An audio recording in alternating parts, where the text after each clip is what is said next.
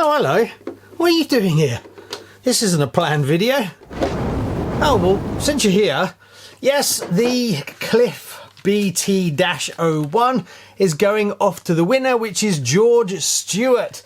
So I actually took it for a drive. Before I wanted to send it off to the winner, I wanted to actually give it a bit of a drive and see, is it as bad as I think it is, or am I being a bit too cruel? So I went down to Rochester RC's new track yesterday and I actually put some racing tyres on it and gently took it for a little bit of a drive. So I've got some footage, so I'll put that up while I talk about what I think about this car. Now, some things that I've done since the last video in this series is I've actually put a roof rack on the other body, and I've got some cases, a fire extinguisher and some tyres to go in the top. Now obviously this is a little bit off-piste, but I think it actually works quite well, and it's just a little bit different and it's just a bit fun. Obviously you've got the actual normal one, so George will be getting both bodies. I've signed them as well for him. As for the BT-01, I'm running it very stock. It's got a silver cam motor in it, standard ESC, that's going off to him as well. But I wanted to put some better tyres on it. Obviously having the tyres that come with it on a track, on a carpet track, are not really fair. So I put some racing tyres on it just to give it a little bit of a chance. It is a little bit wayward. Now I have shimmed up a tiny little bit and I'm kind of thinking I should have just left it stock anyway. So it's fractionally probably better than what it is in kit form. It wasn't horrific.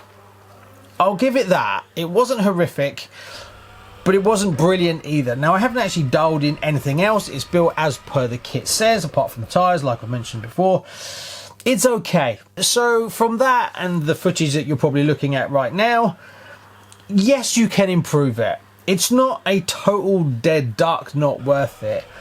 And I do like what Tamiya are trying to do. I understand they're trying to give a reasonably priced chassis that can do it all. It can have a forward motor, it can have rear wheel drive, it could be front wheel drive. You could actually get this to run four wheel drive and people have already done it. But it is at a compromise. So would I recommend this chassis? No, I think there is other chassis available that may be a little bit more expensive, not much, or around the same sort of price that are going to give you what you want.